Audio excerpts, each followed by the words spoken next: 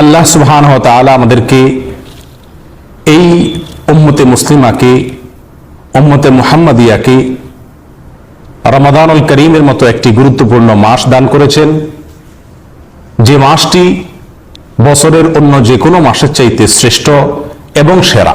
আল্লাহ তাআলা ইরশাদ করেন, রমাদানুল করিম এমন একটি মাস যে মাসে আল্লাহ তাআলার পক্ষ হতে কোরআনকে নাজিল করা হয়েছে, কোরআনকে অবতীর্ণ করা হয়েছে। এটি কোরআন নাজিলের মাস। প্রিয় দিনী ভাইরা, আল্লাহ তাআলা এই মাসটি তার কাছে অত্যন্ত পছন্দনীয় হওয়ার কারণে এই উম্মতকে সবচেয়ে বড় উপঢৌকন, সবচেয়ে বড় পুরস্কার, সবচেয়ে বড় গর্বের ধন, সবচেয়ে বড় পুরস্কার কোরআনুল কারীমকে আল্লাহ তাআলা তিনি এই মাসে আমাদেরকে দান করেছেন। যে কোরআন উন্নয়নের চাবিকাঠি, সেটি আমরা কোরআনের এই রমজানের মাধ্যমে পেয়েছি, এই রমজান মাসে পেয়েছি। সেই জন্য এই রমজান মাসের গুরুত্ব আমরা অনুধাবন করার চেষ্টা করি। এই রমাদানুল কারীমের বৈশিষ্ট্য বা ফজিলতের দ্বিতীয় পয়েন্টটি হলো, আবু হুরায়রা রাদিয়াল্লাহু তাআলা থেকে বর্ণিত বুখারী মুসলিমের হাদিসে আসছে, আল্লাহ রাসূল সাল্লাল্লাহু আলাইহি ওয়াসাল্লাম ইরশাদ করেছেন, ইযা জাআ রমাদান, যখন রমাদানুল কারীম আসে, ফুতিহাত আবওয়াবুল জান্নাহ, জান্নাতের সমস্ত দ্বারগুলো আল্লাহ তাআলা খুলে দেন, ওয়া গুলিকাত আবওয়াবুন নার, এবং জাহান্নামের দরজাসমূহ সব আল্লাহ তাআলা বন্ধ করে দেন, ওয়া সুফিদাতিশ শায়াতিন, এবং শয়তানগুলোকে আল্লাহ তাআলা বন্দী করে ফেলেন। তাহলে এটি জান্নাতের দুয়ারকে উন্মুক্ত করার মাস, এটি জাহান্নামের দুয়ারকে বন্ধ করে দেওয়ার মাস, এটি শয়তানকে, অবাধ্য শয়তানকে শৃঙ্খল যুক্ত করে রাখার মাস। প্রিয় দিনী ভাইয়েরা, এই মাসটি একমাত্র মাস যে মাসে আল্লাহ তাআলা এই তিনটি বিশাল বড় ফজিলত এবং মর্যাদা রেখেছেন, যে জান্নাতকে আল্লাহ তাআলা খুলে দেন, জাহান্নামকে বন্ধ করে দেন, এবং বিতাড়িত শয়তানকে আল্লাহ তাআলা আবদ্ধ করে রাখেন। কোনো মানুষ যদি এই মাসে ভালো কাজ করতে চায়, তাহলে তার জন্য ভালো কাজ করার সমস্ত উপায় উপকরণকে আল্লাহ তাআলা সহজ থেকে সহজতর করে দিয়েছেন। জাহান্নাম থেকে মুক্তি লাভের জন্য প্রাথমিকভাবে দুটি বিষয়ে আমাদেরকে উপযোগিতা নিজেদের ভিতরে সৃষ্টি করতে হবে। কোনো কোনো বর্ণনায় আসছে, আল্লাহ সুবহানাহু ওয়া তাআলা যে সমস্ত রাতে সাধারণ ক্ষমা মানুষকে করে থাকেন, তার মধ্যে দুই শ্রেণী মানুষকে আল্লাহ তাআলা মাফ করেন না। এক হলো যারা শিরক করে, দ্বিতীয়ত হলো যাদের অন্তরে কারোর প্রতি হিংসা বা বিদ্বেষ থেকে থাকে। রমাদানুল কারীম এমন একটি মাস যে মাসে আল্লাহ সুবহানাহু ওয়া তাআলা বান্দার জন্য আমলের বহুমুখী বার্তা তিনি নাজিল করেছেন। এ মাসে আল্লাহ সুবহানাহু ওয়া তাআলা বান্দাকে প্রত্যেকটি আমলের বিনিময়ে অনেক অনেক অনেক বেশি দিয়ে থাকেন।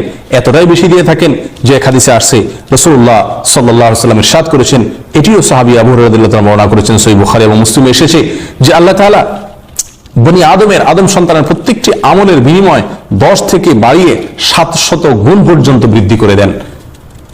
হাদিসে কুদসিতে এসেছে, আল্লাহ সুবহানাহু ওয়া তাআলা বলেন, ইল্লা সওম বা সিয়াম, রমজান মাসে যে রোজা আমরা রেখে থাকি, এটা সম্পূর্ণ ব্যতিক্রম।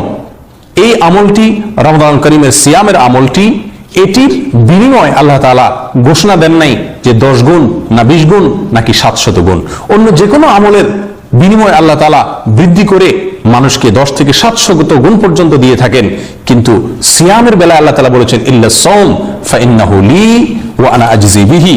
সিয়াম বা রোজা এটা শুধুমাত্র বান্দা আমার উদ্দেশ্যে রাখে, কারণ অন্য কোনো আমলের ভিতরে মানুষ লৌকিকতা বা মানুষকে দেখানোর উদ্দেশ্যে করতে পারে, কিন্তু একজন মানুষ সিয়াম পালন করা অবস্থায় তিনি যত খারাপ মানুষই হন না কেন, একাকী নির্জনে থাকলেও পান বা আহার করেন না, তার মানে তিনি সিয়ামটি সম্পূর্ণ আল্লাহর জন্য পালন করেছেন। কেউ না দেখলেও তিনি খাচ্ছেন না বা পান করছেন না, তিনি আল্লাহ তাআলা দেখছেন এই কথা মনে করে নিজে সিয়ামটাকে পরিপূর্ণ করছেন। এই জন্য হাদিসে আসছে, আল্লাহ তাআলা হাদিসে কুদসিতে বলেন, ইল্লা সওম, সমস্ত আমলের বিনিময়ে যত গুণ বৃদ্ধি করে দেয়াই হোক না কেন, সিয়াম বা সওমটা ব্যতিক্রম। এটি লি, বান্দা আমার জন্য রাখে ইখলাসের সাথে, ওয়ানা আজজি বিহি, আর আমি আল্লাহ তাআলা নিজে এটার পুরস্কার দেব। কতটুকু দেব সেটা ঘোষণা দিলাম না। এই সিয়াম সম্পর্কে আল্লাহ সুবহানাহু ওয়া তাআলার এই হাদিসে কুদসির পরেই একই হাদিসে সহিহ বুখারী এবং মুসলিম আরো কথা এসেছে। আল্লাহ হাদিসের ভিতরে আসছে যে লিসসাইমি ফারহাতান, রোজাদার ব্যক্তির জন্য দুইটা আনন্দের উপলক্ষ আসে। ফারহাতুন ইনদা ফিতরিহি, একটি আনন্দ হলো ইফতার করার সময় তিনি আনন্দিত হন, আর ওয়াফারহাতুন ইনদা লিকাই রাব্বি, আরেকটি আনন্দিত হবেন তিনি আল্লাহ তাআলার সঙ্গে যেদিন সাক্ষাৎ করবেন সেদিন। এবং এই হাদিসে আরো বলা হয়েছে, ওয়ালা খালুফু ফিহি আতয়াবু ইনদাল্লাহি মিন রিহিল মিস্ক, একজন সিয়াম পালনকারী রোজাদারের মুখের যে দুর্গন্ধ তিনি পানাহার বর্জন করার কারণে, না খেয়ে থাকার কারণে যে দুর্গন্ধ সৃষ্টি হয়, এটি আল্লাহ তাআলার কাছে মিশকা আম্বরের ঘ্রাণের চাইতেও বেশি প্রিয় এবং আল্লাহ তাআলার কাছে পবিত্র। প্রিয় দিনী ভাইরা, এই হাদিস থেকে আমরা বুঝতে পারলাম যে সিয়ামের মর্যাদা, সিয়ামের গুরুত্ব, সিয়ামের সম্মান এবং ফজিলত কত বেশি। বুখারী এবং মুসলিমের অন্য এক হাদিসে আসছে, রাসূলুল্লাহ সাল্লাল্লাহু আলাইহি ওয়াসাল্লাম ইরশাদ করেছেন, মান সামা রমাদানা ঈমানান ওয়া ইহতিসাবান গুফিরা লাহু মা তাকাদ্দাম মিন যামবি। যে ব্যক্তি ঈমানের সঙ্গে, ইখলাসের সঙ্গে সিয়াম পালন করবে, তার জীবনের সমস্ত গুনাহ খাতাকে আল্লাহ তাআলা মাফ করে দিবেন। এখান থেকে আমরা বুঝতে পারি যে সিয়াম আমাদের জন্য কত বড় ফজিলত নিয়ে এসেছে।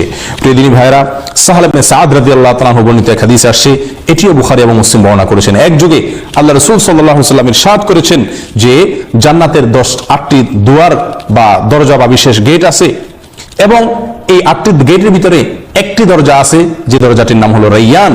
রাসূলুল্লাহ সাল্লাল্লাহু আলাইহি ওয়াসাল্লাম বলেন, লা ইয়াদখুলুহু ইল্লা আস-সাইমুন। এই রাইয়ান নামক দরজা দিয়ে রোজাদার ব্যক্তি ছাড়া আর কেউ প্রবেশ করবে না। প্রিয় দিনী ভাইরা, এই হাদিস থেকে আমরা স্পষ্ট বুঝতে পারলাম যে সিয়াম আমাদেরকে আল্লাহ সুবহানাহু ওয়া তাআলার কাছে কতখানি প্রিয় পাত্র করে, যে আল্লাহ তাআলা শুধুমাত্র সিয়াম পালনকারী জান্নাতের জন্য জান্নাতে স্পেশাল গেট রেখেছেন। তাহলে দুনিয়াতে একজন সিয়াম পালনকারীর মুখের দুর্গন্ধটুকুকে আল্লাহ তাআলা মিশকা আম্বরের চাইতে প্রিয় বলে ঘোষণা দিলেন। আবার এদিকে আখিরাতে আল্লাহ তাআলা জান্নাতীকে অভিবাদন জানানোর জন্য, জান্নাতীকে আল্লাহ তাআলা স্বাগতম জানানোর জন্য জান্নাতে বিশেষ গেটের ব্যবস্থা করেছেন। এই রমাদানুল কারীমের আয়োজন আল্লাহ তাআলা যে করেছেন, তার সমস্ত আমলগুলোর ভিতরে শ্রেষ্ঠ এবং সবচেয়ে গুরুত্বপূর্ণ আমল হলো সিয়াম। তাই আসুন এই রমাদানুল কারীমকে আমাদের জীবনে মহৎ এবং সুবর্ণ সুযোগ হিসাবে আমরা গ্রহণ করি, এবং এই মাসের শুরুতেই সারা মাসের প্রতিটি মুহূর্ত, প্রতিটি মিনিট, প্রতিটি ঘন্টাকে আমরা সম্পূর্ণভাবে নেক আমলের মধ্যে ব্যয় করার চেষ্টা করি, বদামল থেকে বেঁচে থাকার চেষ্টা করি।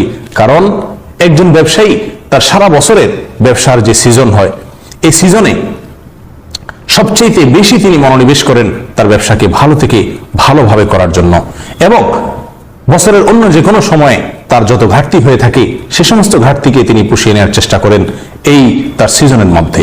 অতএব একজন ইমানদারের ইবাদতের সিজন, একজন ইমানদারের ইবাদতের মৌসুম রমাদান কারীম। তিনি অন্য মাসে ইবাদত যদি কম হয়ে থাকে তো সেটার ঘাটতিকে পুষিয়ে নেওয়ার সুযোগ পাচ্ছেন এই মাসে, এবং অন্য কোনো মাসে যদি তার কোনো গুনাহ হয়ে থাকে সেটাকেও পুষিয়ে নেওয়ার সুযোগ পাচ্ছেন এই রমাদান কারীমের মাধ্যমে। তাই আসুন এই রমাদান কারীম এবং এর সিয়াম পালন এবং রমাদান কারীমের অন্য সমস্ত আমলগুলোকে যথাযথভাবে পালন করার মাধ্যমে আমরা আল্লাহ তাআলার পক্ষ থেকে দেওয়া ইমানদারদের জন্য সবচেয়ে বড় সিজন, আল্লাহ তাআলার পক্ষ থেকে দেওয়া নাজাতের সবচেয়ে বড় উপলক্ষ, আল্লাহ তাআলার পক্ষ থেকে দেওয়া আমাদের জন্য আমলের সবচেয়ে বড় সিজনকে আমরা কাজে লাগাই। তাহলেই একজন ইমানদার হিসাবে আমরা সফল এবং সার্থক হতে পারবো। এই রমাদান আমাদের জীবনে পরিবর্তন আনতে পারবে। এই রমাদান আমাদের সকলকে আল্লাহ পাক রব্বুল ইজ্জাতের কাছে ক্ষমার উপযুক্ত করে তুলবে।